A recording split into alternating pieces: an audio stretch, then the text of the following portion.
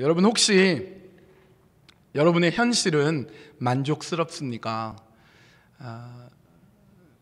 대부분의 사람들은 현실이 만족스럽지 않을 것입니다. 더 이상 바랄 것이 없을 정도로 모든 것이 완벽하고 모든 것을 다 갖춘 그런 사람은 세상에 드물기 때문에 그렇습니다. 그런데 가끔 간혹 현실에 만족하는 사람이 있습니다. 그것은 모든 것을 압도적으로 다 갖췄기 때문에 만족하는 것이 아니라 다른 사람과의 비교를 통하여서 내가 그 사람보다 낫기 때문에 만족하는 경우가 있습니다. 내가 남들보다 돈이 더 많기 때문에 현실에 만족하고, 내가 남들보다 능력이 있기 때문에, 공부를 많이 했기 때문에, 상황이 좋기 때문에 만족하고, 우리 자녀가 다른 집의 자녀보다 더 잘 나가기 때문에 만족하는 경우, 내가 더 잘생기고 내가 더 건강하고 젊기 때문에 비교를 해서 만족하는 경우가 있습니다. 그러나 그렇게 비교로 자신감을 갖고 현실을 만족하는 것은 오래가지 못합니다. 그것은 굉장히 약합니다. 왜냐하면 남과 비교해서 가진 남보다 더 나은 그것이, 세상에는 그 상황이 나보다 훨씬 나은 사람이 얼마든지 있기 때문입니다. 예를 들어서 여러분이 백만장자라고 해보십시오. 100만 불을 여러분이 현금으로 갖고 있습니다. 부자죠. 남들보다 아주 나아 보입니다. 현실에 만족스러워 보입니다. 그런데 그 사람 백만장자가 천만장자 앞에 서면, 억만장자 앞에 서면 기가 팍 꺾입니다. 굉장히 초라해지고 현실이 완전히 부정되는 것처럼 무너져 버립니다. 내가 남보다 낫다고 생각했는데 나보다 훨씬 나은 사람이 있기 때문에 그렇습니다. 남과의 비교를 통해서 만족하는 것은 따라서 굉장히 취약한 감정이 되는 것입니다. 제가 청년부를 했기 때문에 젊은이 얼마나 부럽습니까? 젊고. 근데 간혹 청년들 중에 30살이 딱 됐는데 세상을 다 산 것처럼 힘들어하는 청년이 있어요. 너 왜 그렇게 절망하냐 그랬더니, 목사님, 제가 30살이나 먹었어요. 벌써 늙어버렸어요. 20대 후배들에 비하면 저는 실패했어요. 이렇게 얘기합니다. 그 부러운 젊음이 자기보다 더 젊은 사람 앞에서 무너지는 거예요. 무력해지는 겁니다. 여러분이 남들보다 훨씬 예쁘다, 남들보다 훨씬 잘생겼다, 그래서 현실에 만족한다면 여러분 옆을 공유가 지나가고 박보검이 지나가고 김태희, 전지현이 지나가면 여러분은 또 기가 팍 죽게 됩니다. 자신감이 무너집니다. 여러분의 잘생김과 이쁨이 아무것도 아니게 됩니다. 비교해서 얻는 만족감은 오래 못 가기 때문에 그렇습니다. 또 삶이 별로인데, 가난한데, 어려운데 만족하는 경우가 있습니다. 자신의 삶에 자부심과 긍지를 가지고 만족하는 게 아니라 아무리 애써도 어쩔 수 없으니까 체념적으로 그냥 받아들이면서 만족하는 경우가 있습니다. 이런 경우를 운명론이라고 합니다. 인도에 가면 카스트 제도가 있죠. 카스트, 계급에 따라서 사람들의 운명이 결정돼 버립니다. 그래서 처음 가난한 사람은 끝까지 가난합니다. 노예로 태어난 사람은 그 자식도 노예고 계속 노예로 자라납니다. 그래서 그 운명을 그냥 받아들이면서 살아가는 사람들이 있습니다. 그런데 그 사람들의 현실이 너무나 비참하고 너무나 어려운데 웃고 있습니다. 현실을 그냥 체념해버리고 그냥 거기에 안주해버리고 받아들여 버리면서 만족해버리는 것입니다. 제가 예전에 필리핀 단기 선교를 갔을 때 따이따이 마을이라는 곳을 갔습니다. 그 따이따이 마을은 쓰레기 더미 위에 세워진 마을입니다. 그 마을 안에 들어가서 복음을 전하는 선교의 기회를 가졌습니다. 그런데 그곳에 있는 젊은 남자들 대부분이, 거의 100%가 놀고 있습니다. 그 젊은이들, 여자들만 겨우 시내로 나가서 허드렛 일을 하고 그렇게 벌어온 돈으로 겨우 살림을 꾸려나갑니다. 젊은 남자들한테 제가 얘기했습니다. 너희들 가서 일해라, 돈 벌어라, 노동이라도 해라. 그랬더니 이 친구들이 할 일이 없어요 그래요. 할 일이 없으면 시내로 가서, 시청으로 가서, 또 관공서로 가서, 아니면 정부에 가서 우리에게 일자리를 달라고 가서 요구해라. 그랬더니 안 돼요, 총 맞아 죽어요, 이렇게 얘기를 하는 겁니다.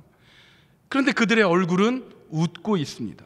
Are you happy? 그러면 굉장히 행복하대요. 현실에 만족한대요. 운명적으로, 체념적으로 만족합니다. 그러니까 그들의 현실이 바뀌지 않습니다. 남과 비교해서 현실을 만족하는 것 틀렸죠. 체념적으로 그냥 운명을 받아들이면서 그냥 거기에 주저앉아서 만족해버리는 것 역시 틀렸습니다. 그래서 여러분, 어쩌면 우리가 우리의 현실에 만족하지 않는 것은 더 좋을 수 있습니다. 발전할 수 있고 새로워질 수 있고 변화될 수 있는 것입니다. 여러분, 현실이 만족스럽습니까? 여러분, 현실이 만족스럽지 않은 것이 정상입니다. 그러면 어떻게 해야 되겠습니까?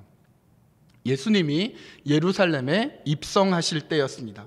수많은 사람들이 종려나무 가지를 들고 호산나라고 외쳤습니다. 호산나는 지금 우리를 구원하소서라는 뜻입니다. 그러니까 예수님을 환영하는 예루살렘의 주민들은 다 그들의 현실에 만족하지 않는 것입니다.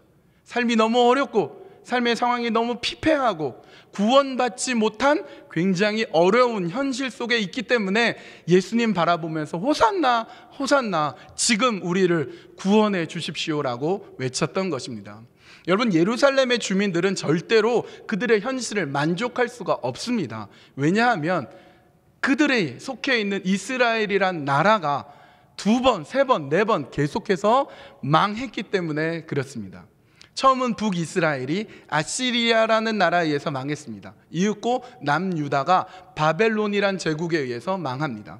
조금 있다가 페르시아 제국이 전 세계를 장악할 때 좀 살 것 같더니 알렉산더가 나오면서 또 예루살렘은 망했습니다. 알렉산더 사후에 그의 후계자 장군들이 프톨레미와 셀류쿠스 왕조를 이루면서 또 예루살렘을 점령하고 또 예루살렘을 괴롭히면서 또 망했습니다.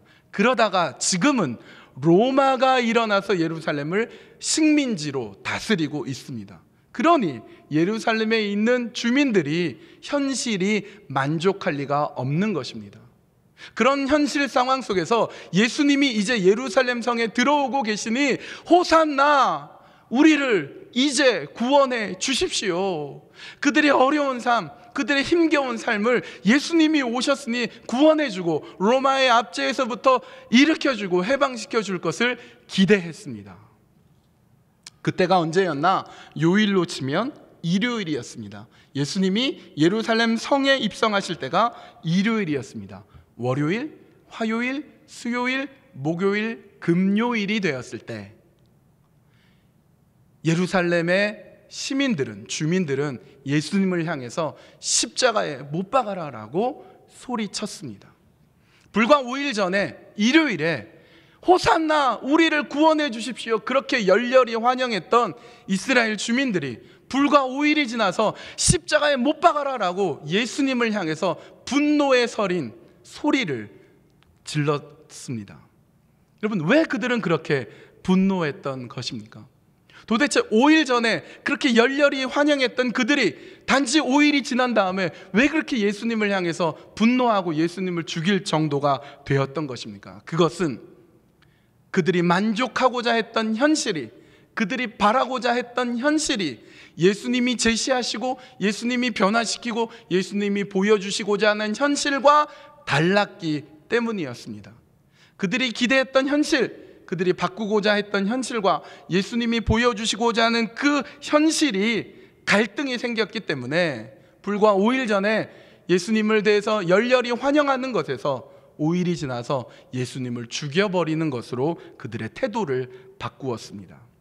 여러분, 사람들은 만족하지 않는 현실을 바꾸고 싶어 합니다. 중요한 일입니다. 그러나 과연 우리가 꿈꾸는 그 현실이 예수님이 보여주시는 현실과 얼마나 닮아 있습니까? 예수님이 가르치시는 그 현실이 여러분들이 받아들이기에 여러분들의 마음은 준비되어 있습니까? 만약 그렇지 않다면 여러분이 바꾸고자 하는 현실과 예수님이 바꿔주시려는 현실에 갈등이 있다면 여러분도 예루살렘의 주민과 마찬가지로 예수님을 열렬히 환영하다가 예수님을 십자가에 못 박아 버리거나 예수님을 떠나 버릴 수 있습니다. 언제 예수님을 환영했느냐 쉽게, 언제 내가 예수 믿었냐 쉽게, 여러분은 너무나 쉽게 예수님을 떠나 버릴 수 있는 것입니다. 여러분은 왜 예수를 믿습니까? 여러분은 왜 교회를 다니며 여러분은 왜 믿음을 가지고 계신 것입니까? 여러분에게 따지기 전에 성경 안에서 예수님을 따르고 예수님을 쫓아갔고 예수님을 믿었던 사람들을 찾아보겠습니다. 그들은 예수님의 제자가 되고 예수님을 따랐던 사람들은 우선 호기심 때문에 예수님을 따르는 경우가 있었습니다. 사람들이 모여들기도 하고 사람들의 인기를 모으기도 하고 뭔가 기적과 능력을 행하니까 거기 뭔가 있겠구나 싶어서 호기심에 예수님을 따르는 경우가 있었습니다. 예수님의 능력을 보고 예수님의 그 기적을 보고 예수님을 따르면 내 인생에도 뭔가 변화가 있고 나도 뭔가 능력을 받을 수 있겠구나라는 기대감으로 예수님을 따르는 사람도 있었습니다. 혹은 예수님이 병을 고쳐주시거나 기적을 행해주신 능력을 보고 너무나 감사해서 은혜를 받아서 빚진 마음에 예수님을 따르는 사람들도 있었습니다. 베드로가 그랬습니다. 요한복음 1장에 보면 베드로의 동생 안드레가 먼저 예수님을 만났습니다. 너무나 놀랍고 너무나 신비로운 분이었습니다. 그래서 베드로에게 갑니다. 형, 내가 메시아를 만났어. 그래서 베드로가 예수님을 봤더니 너무 대단한 분이거든요. 그래서 호기심에 예수님을 따라갑니다. 누가복음 5장에도 보면 예수님이 베드로를 만나는 장면이 나옵니다. 호숫가에 있는 베드로의 배 위에 타신 예수님이 무태서 조금 띄워달라고 요청합니다. 그리고 호숫가에 모인 사람들에게 예수님이 말씀을 전하십니다. 말씀을 다 마치신 이후에 예수님은 베드로에게 배를 호숫가로 물로 들어가자고 말씀합니다. 호수로 들어간 이후에 예수님은 깊은 곳에 그물을 내리라고 말씀합니다. 베드로가 말합니다. 주님, 밤이 맞도록 그물을 내렸지만 얻은 것이 없지만은 말씀에 의지해서 그물을 내리겠습니다. 그랬더니 엄청나게 많은 고기를 잡습니다. 그물이 찢어질 정도로 많은 고기를 잡자 베드로는 그 자리에서 무릎 꿇고 예수님한테 말씀합니다. 주님, 나는 죄인입니다. 예수님이 말씀하시죠. 베드로야, 나를 따르라. 내가 사람 낚는 어부가 될 것이다. 베드로는 그 능력, 그 기적을 보고 예수님을 따라갔던 것입니다. 바디메오 같은 경우는 눈을 뜨지 못한 사람이었는데 예수님이 그의 눈을 뜨게 한 이후에 그 은혜에 너무 감사해서 빚진 마음에 예수님을 따라가기도 했습니다. 호기심 때문에, 능력 때문에, 은혜에 감사해서 빚진 마음으로 따라가는 사람들이 있습니다. 여러분은 왜 예수님을 따라가십니까? 왜 교회에 나오시고 왜 믿음을 가지고 있습니까? 때로는 호기심에, 교회 가면 뭔가 있나? 호기심에 가기도 하고, 예수님의 능력이 주님이시라니까 예수님의 그 능력을 통해서 뭔가 얻기 위해서 가기도 하고, 예수님 주신 그 은혜에 감사해서 빚진 마음에 따라가기도 할 것입니다. 그러나 여러분, 그것만으로는 충분하지 않습니다. 왜요? 나와 안 맞으면 금방 외면할 수 있기 때문입니다. 내 기대가 무너지고 나에게 위기가 닥치면 도망갈 수 있기 때문에 그렇습니다. 베드로가 그렇게 했습니다. 예수님의 능력을 보았고 예수님의 기적적인 놀랍고 귀한 일들을 그렇게 많이 보았음에도 불구하고 예수님이 잡히시던 그 밤에 3번이나 예수님을 부인하고 모른다고 배신했습니다. 여러분, 우리도 그렇게 할 수 있습니다. 우리도 베드로처럼 그렇게 예수님을 배신하고 떠날 수 있습니다. 호산나 호산나 우리를 구원해 주십시오, 그렇게 외쳤던 예루살렘의 주민들처럼 고작 5일이 지나서 십자가에 못 박아라 못 박아라 그렇게 외칠 수 있습니다. 예수님 배신하고 떠날 수 있습니다. 그러면 어떻게 해야 되겠습니까? 뜻밖에도 그 실마리를 오늘 본문에서 우리는 발견할 수 있습니다. 그렇게 배신했던 베드로가 놀랍게 변화된 장면을 우리는 본문에서 확인할 수 있습니다. 예수님이 십자가에 못 박히시고 부활하신 이후에 한참 시간이 흐른 다음에 벌어진 일입니다. 베드로와 요한이 어느 날 성전에 들어가서 기도하려고 가는데 성전 미문에 앉은 한 번도 걸어보지 못한 사람을 발견하고 그를 고쳐줍니다. 기적이 일어나자 수많은 사람들이 그곳에 모여듭니다. 성전 안에 솔로몬의 행각이라는 곳이 있는데 그곳에 많은 사람들이 몰려들어서 베드로는 그들에게 예수 그리스도의 십자가의 죽으심과 부활에 대해서 설교를 합니다. 베드로와 요한이 성전에 들어갈 때가 오후 3시였고 걷지 못한 사람을 고친 이후에 사람들이 몰려들어서 그들에게 복음을 전하고 말씀을 전하자 시간이 흘러서 막 해가 지기 시작했습니다. 그제서야 바리새파 사람들과 대제사장들과 또 사두개파 사람들이 성전 경비병들을 앞세우고 베드로와 요한을 잡아갑니다. 마침 해가 다 졌기 때문에 재판을 할 수는 없었고 베드로와 요한은 감옥에 갇히게 됩니다. 베드로가 감옥에 들어간 것은 지금이 그의 인생에 있어서 첫 번째 있었던 일이었습니다. 예수님이 잡혔을 때 베드로도 감옥에 갈 수 있었는데 예수님을 3번이나 부인함으로써 감옥에 들어가는 것을 면하게 되었습니다. 그런데 이번에는 베드로가 감옥에 갇혔습니다. 늦은 밤에 투옥되어서 다음날 재판될 때까지 감옥에 갇혀 있어야 했습니다. 근데 여러분, 이 사건은, 이 장면은 예수님께서 잡히신 그 사건과 굉장히 유사했습니다. 예수님도 늦은 밤에 잡히셨고 밤새 갇혀 있어야 했습니다. 예수님이 그 다음날 아침에 재판을 받고 또 온갖 고문을 당하시고 그리고 재판의 결과 십자가 처형이라는 결과를 받고 그 다음날 예수님은 십자가에 못 박혀 죽으셨습니다. 그때가 언제였냐? 유월절이 지난 금요일이었습니다. 예수님 죽으시고 3일 뒤에 부활하시죠. 부활하신 다음에 제자들과 함께 40일 동안 함께 지내고 그리고 승천하십니다. 그리고 며칠 뒤에 예수님의 제자들은 성령을 충만히 받게 됩니다. 성령 강림 사건이 일어나죠. 이때가 오순절입니다. 그러니까 유월절에서 오순절 50일이 지났을 때에 예수님의 제자들이 성령을 충만하게 받고 그리고 며칠이 지나서 베드로와 요한이 지금 예루살렘 성전에 들어가는 거거든요. 그러니까 우리가 계산해 보면 예수님이 잡히시고 감옥에 가고 곤혹을 치르시고 다음날 재판받고 십자가에 못 박힌 날과 지금 현재 베드로가 감옥에 갇힌 날은 불과 2달밖에 지나지 않은 때였습니다. 베드로는 2달 전에 예수님이 재판받고 십자가에 못 박히신 그 장면을 어제처럼 뚜렷하게 기억하고 있었습니다. 2달 전에 예수님은 그 밤에 경비병들에 잡히시고 겟셋마네 동산에서 기도하시고 그리고 가룟 유다 배신에 의해서 경비병에게 잡히시고 밤새 감옥에 갇혀 있었다가 다음날 재판받으시고 채찍 맞으시고 온갖 곤욕을 치르시고 십자가 사형 선고를 받으시고 십자가에 달리셨거든요. 그러니까 베드로에게는 어제와 똑같이 기억되는 날인데 지금 바로 그 비슷한 시간에 비슷한 사람들에 의해서 비슷한 곳에 지금 잡힌 겁니다. 자, 베드로가 지금 감옥에 갇혔는데 그 다음에 어떤 일이 벌어지겠습니까? 불보듯 뻔한 것이죠. 다음날 재판을 받고 곤혹을 치르고 신문당하고 어쩌면 처형당할 수도 있는 그런 위기 속에 지금 베드로가 놓여 있습니다. 한 번 예수님을 죽였던 그들이 2번이라고 베드로를 죽이지 못하겠습니까?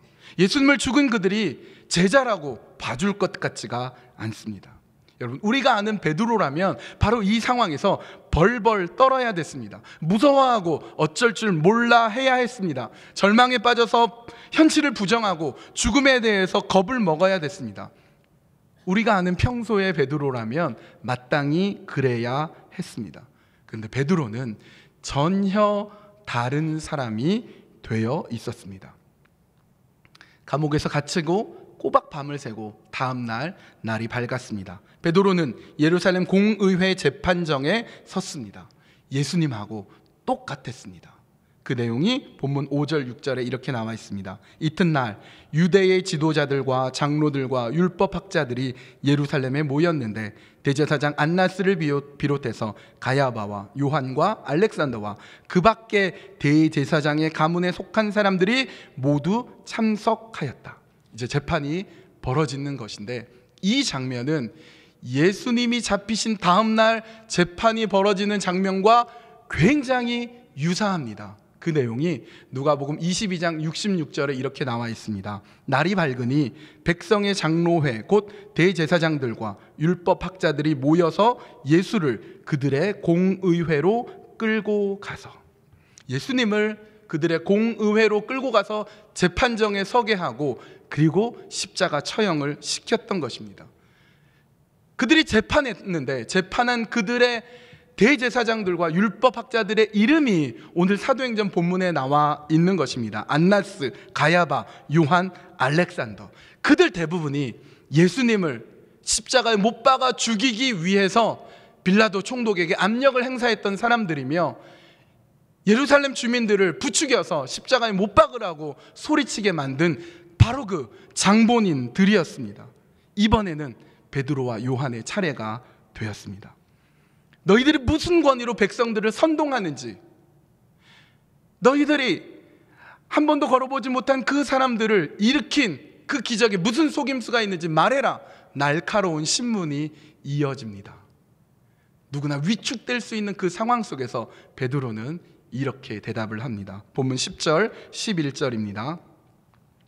여러분 모두와 모든 이스라엘 백성은 이것을 알아야 합니다. 이 사람이 성한 몸으로 여러분 앞에 서게 된 것은 여러분의 십자가에 못 박아 죽였으나 하나님이 죽은 사람들 가운데서 살리신 나사렛 예수 그리스도의 이름을 힘입어서 된 것입니다. 이 예수는 너희들 집 짓는 사람들에게는 버림받은 돌이지만 집 모퉁이의 머릿돌이 되신 분입니다. 이 예수 밖에는 다른 아무에게도 구원은 없습니다. 사람에게 주신 이름 가운데 우리가 의지하여 구원을 얻어야 할 이름은 하늘 아래에 이 이름밖에 다른 이름이 없습니다.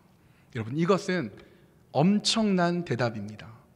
그 재판정에 있는 그 사람들은 베드로를 기소할 수 있었고 필요하면 종교재판을 열어서 돌 맞아 죽게 할 수도 있었으며 예수님처럼 십자가 처형을 내릴 수도 있었던 것이었습니다. 예수님을 그토록 쉽게 죽였던 그들이라면 베드로도 얼마든지 죽일 수 있었습니다.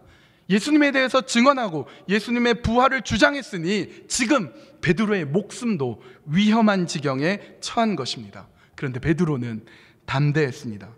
자기를 죽일 수도 있는 그 사람들 앞에서 예수님이야말로 바로 우리의 구원자이십니다. 유일한 구원자이십니다. 그렇게 말하고 있습니다. 어떻게 이런 일이 벌어질 수 있었습니까? 만약에 베드로와 요한이 현실에 만족하는 사람이었다면, 그들의 현실에 안일하게 서 있던 사람이었다면 절대로 그런 대답을 할 수 없었을 것입니다. 다른 사람들과의 비교 속에서 현실을 만족했든지 체념적으로 운명적으로 그들의 현실을 받아들이는 사람이었다면 절대로 그렇게 대담한 답을 할 수 없었을 것입니다. 왜요? 죽이는데요. 베드로가 그렇게 만족하는 현실을 앗아가 버리는데요. 만약 베드로가 단지 호기심에서 예수님을 쫓아가는 것으로 끝났다면, 단지 예수님을 통해서 능력을 얻는 그 기대로 예수님을 쫓아가는 것으로 그것이 다였다면, 받은 은혜 감사해서 그저 빚진 마음으로 예수님을 따라가는 것으로 그것이 다였다면 절대로 베드로는 그 상황에서 그렇게 담대하게 예수 그리스도가 유일한 구원자이라고 대답할 수 없었을 것입니다. 그런데 어떻게 이 일이 가능했던 것입니까? 그것은 예수님이 진실로 베드로의 구원자이시기 때문입니다. 예수님만이 유일한 구원자이기 때문에 그렇습니다. 설령 베드로의 그 현실을 가져가도, 베드로의 목숨을 빼앗아 가더라도 오직 예수님이 베드로를 구원해 줄 수 있는 분임을 분명히 믿었기 때문에 담대하게 그렇게 선포했던 것입니다. 그것뿐 아니라 어렵고 힘든 그 현실 속에서 유일한 구원이 바로 예수 그리스도이기 때문에 베드로는 그렇게 담대하게 외칠 수 있었던 것입니다. 온 세상으로도 바꿀 수 없는 유일한 이름 예수 그리스도, 그 예수 그리스도가 구원자이심이 분명했기 때문입니다. 여러분, 예수님이 여러분의 구원자이심을 믿으십니까? 여러분, 그렇다면 구원은 무엇입니까? 여러분, 구원은 우리의 영혼을 예수 그리스도께서 용서해 주시고 우리의 죄를 사해 주셔서 우리 영혼이 하나님 나라에, 즉 천국에 가는 것도 구원이지만 더불어서 오늘 지금 이 현실 속에서, 지금 이 자리 속에서 나의 현실을 놀랍게 바꾸어 주시는 하나님의 은혜가 바로 구원인 것입니다. 오직 예수님만이 구원이시기 때문에 우리는 예수님 떠나서 살 수가 없고, 우리는 예수님을 그 어떤 것으로도 바꿀 수 없으며, 우리의 이 불안한 현실을 오직 예수님만이 바꿀 수 있기 때문에 그 예수님을 우리의 구원자로 믿고 섬기는 것입니다. 오직 예수님만이 우리의 구원자이십니다. 예수님만 나의 구원자로 붙드는 그 사람은 이제 남과의 비교 속에서 만족하는 사람이 아닙니다. 비록 나는 가난하고, 나는 연약하고, 나는 내세울 것 없지만, 그러나 그대로 인정하고 이 모습 이대로 예수님이 나를 사랑하시고 나를 구원해 주셨기 때문에 내 삶에서 자부심과 긍지를 가지고, 자존감을 가지고 살아가는 사람입니다. 어떤 목사님이 소록도에 가셨다가 이런 얘기를 전해주셨습니다. 소록도에는 나병 환자, 문둥병 환자, 오늘 지금 말로 하면 한센스병 환자들이 있는 곳입니다. 손가락 마디마디가 떨어져 나가고, 귀가 잘려져 나가고, 코가 떨어져 나가는 그런 끔찍한 병, 천형을 앓고 있는 그 문둥병 환자들이 교회에 모여서 찬송을 하는데, 손가락 마디가 없는 그 손으로 박수치면서 찬양을 하는데, 그 찬양의 가사가 이렇다고 합니다. 세상 사람 날 부러워 아니하여도 나도 역시 세상 사람 부럽지 않네. 하나님의 크신 은혜 생각할 때에 할렐루야 찬송이 저절로 나네. 여러분, 그분들이 비참한 현실 속에서 체념적으로 운명으로 받아들여서 그렇게 찬양하는 것이 아닙니다. 정말로 하나님의 은혜가 놀라워서 그들을 구원해 주신 유일하신 예수 그리스도 때문에 기뻐하며 찬양하는 것입니다. 그래서 세상이 정말로 부럽지 않은 것입니다. 여러분, 우리가 어떤 존재입니까? 하나님의 구원을 받은 자입니다. 예수님만이 구원자임을 믿는 사람은 절대적인 그 구원의 능력 속에 살기 때문에 나보다 훨씬 부자이고, 나보다 훨씬 더 잘 나가는 사람, 나보다 훨씬 잘난 사람 앞에 있어도 그것과 전혀 무관하게 나 자신의 자존감을 지킬 수 있습니다. 예수님만이 나의 유일한 구원자이심을 믿는 사람은 나보다 더 잘 나가는 사람 앞에서 질투심에 못 이겨서 허세를 부리는 것도 아니고, 내 인생이 어쩔 수 없는 운명 속에서 체념하며 기가 죽어 있는 것도 아니고, 내 자신의 인생을 자부심과 긍지 속에서 자존감을 가지고 이 모습 이대로 사랑하며 살아가는 사람들입니다. 예수님을 바라보는 사람, 예수님만이 나의 구원이심을 믿는 사람은 예수님과 연합하는 사람입니다. 여러분, 이것은 다른 어떤 종교에도 볼 수 없는 것입니다. 여러분, 불교 신자가 부처님과 하나가 되는 것 없습니다. 이슬람교 신자가 마호메트 안에 거하는 것, 그런 거 없습니다. 유교 신자가 공자 안에 거하고 이런 건 없습니다. 근데 오직 기독교만이 예수님이 내 안에 거하고 내가 예수님 안에 거하는 신비한 연합을 경험하고 체험하게 됩니다. 예수님은 요한복음 15장에서 나는 포도나무요 너희는 가지니 내 안에 머물기만 하면 많은 열매를 맺을 수 있다고 말씀하셨습니다. 베드로가 예수님에 대한 호기심이나 예수님을 통해서 능력이나 좀 얻어보려고 예수님을 따라갈 때에는, 즉 베드로가 베드로 자신을 내세울 때에는 그는 실패했습니다. 근데 지금은 어떻습니까? 이제 베드로는 사라지고 그 안에 예수님이 살아계시기 때문에 예수님 안에 베드로가 거하고 베드로 안에 예수님이 거하기 때문에 죽음의 위협 가운데서도 대제사장들과 신문하는 사람들이 베드로에 대해서 윽박지르는 그 가운데에서도 오직 예수님이 그 태어나서 한 번도 걸어보지 못한 사람을 일으키셨습니다. 그 기적은 오직 나사렛 예수 그리스도의 이름으로 해낸 것입니다. 다른 이로서는 구원을 얻을 수 없나니 천하 인간의 구원을 얻을 만한 다른 이름을 우리에게 주신 일이 없습니다 라고 담대하게 선포했던 것입니다.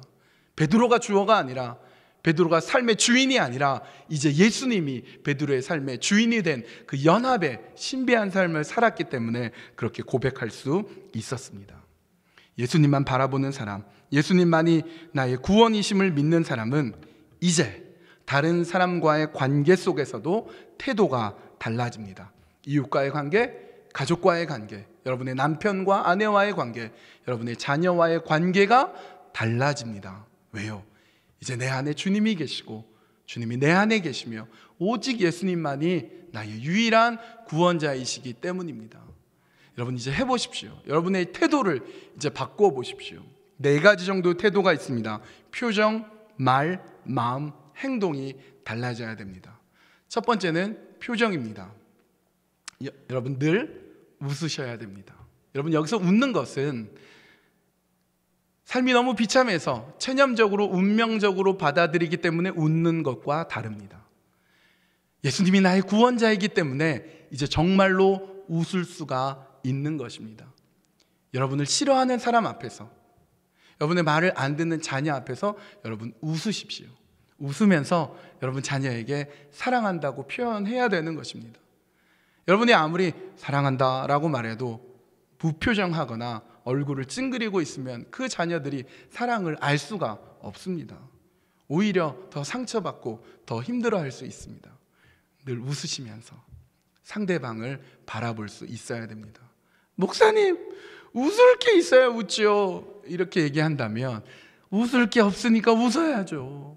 웃을 게 없으니까 예수 그리스도께서 세상을 승리하셨는데 우리가 왜 세상 앞에 기죽어하며, 왜 세상 앞에 무서워하며 두려워하며 떨어야 됩니까? 오히려 세상을 바라보며 웃으며 승리해야 되지 않겠습니까? 라고 대답하겠습니다. 여러분 웃으십시오. 웃으면서 구원자 예수 그리스도 안에서 승리하는 것입니다. 두 번째는 말입니다. 여러분 말로 표현해 주셔야 됩니다. 사실 말하지 않으면 잘 모릅니다. 마음은 그렇지 않은데 말을 잘 못해서 표현을 다르게 해서 종종 오해를 사는 경우가 있습니다. 여러분 자꾸 말로 표현해 줘야 됩니다. 이제 실험해 보십시오. 이제 행동해 보십시오. 여러분 자녀에게 특별히 말로 축복해 주십시오. 어떤 말이 좋을까요?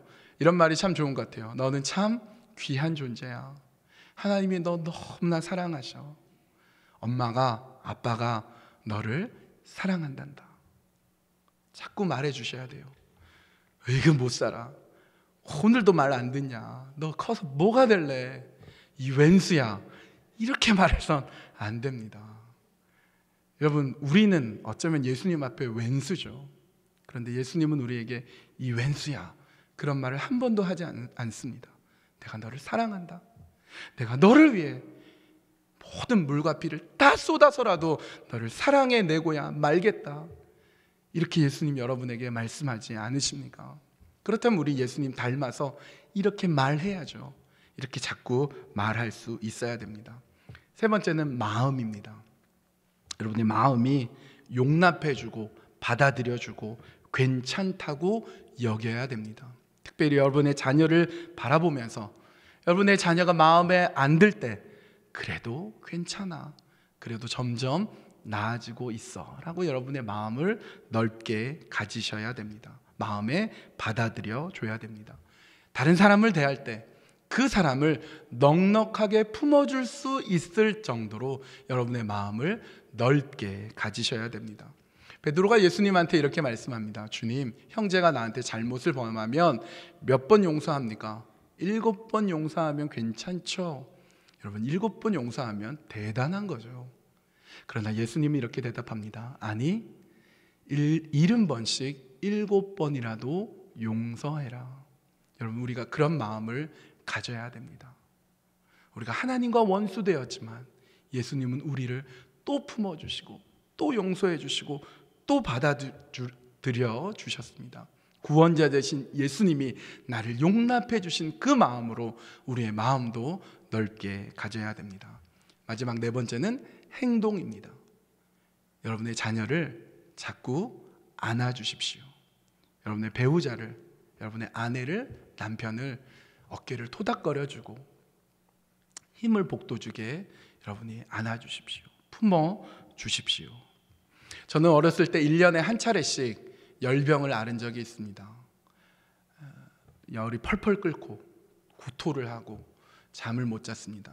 그럼 아버지와 어머니가 걱정을 하며 간호를 해주시다가 아버지는 피곤하셔서 가서 주무시고 어머니는 밤새 저를 업어주셨습니다. 저는 아직도 분명히 기억하고 있습니다. 자녀가 아플 때 엄마가 밤새 간호를 해주면 그 자녀는 평생 그것을 잊지 못합니다. 여러분이 새벽기도에 나와서 혹은 새벽기도 나오지 않더라도 대부분 여러분 자녀보다 일찍 일어나시죠. 자녀를 깨우기 전에 자녀의 방에 들어가서 자녀의 머리맡에 앉아 그 자녀의 머리에 손을 얹고 기도해 주십시오. 하나님, 이 자녀를 내가 책임질 수 없습니다. 하나님께서 이 자녀를 보호해 주십시오. 그렇게 기도해 주십시오. 여러분의 자녀의 마음속에 부모의 그 행동이 영원히 새겨지게 되는 것입니다. 이제 말씀을 마치겠습니다. 초대교회 성도들은 비참한 현실을 보냈지만 현실에 타협하거나 안주하지 않았습니다. 그들의 현실을 뺏으려는 세력으로부터 저항했습니다. 싸웠습니다. 베드로를 포함해서 수많은 신앙의 선배들이 현실의 안일함과 안락함 속에 만족하며 살지 않았습니다. 그들은 저항했습니다. 그리고 더 나은 현실을 만들어냈습니다. 베드로는 그날 공의의 재판정에서 예수님만이 유일한 구원자이심을 분명히 선포했습니다. 그랬더니 베드로는 그 이후 바로 풀려나게 되었습니다. 그러나 그것이 다가 아니었습니다. 그 이후에 또 투옥되고 또 투옥되고 또 투옥됐습니다. 그러나 그럴 때마다 베드로는 의연하게 대처했습니다. 오직 예수님만이 나의 구원자이심을 분명히 외치며 나를 잡아 죽이려고 하는 그 사람 앞에도 당신도 예수님 믿어야 된다고 외치는 그런 사람이 되었습니다. 얻어맞고 순환당하고 거꾸로 십자가에 죽더라도 절대로 타협하지 않았습니다. 현실을 도피하고 싶어서가 아니라 현실을 바꾸고 싶어서였습니다. 어떻게 이 일이 가능했습니까?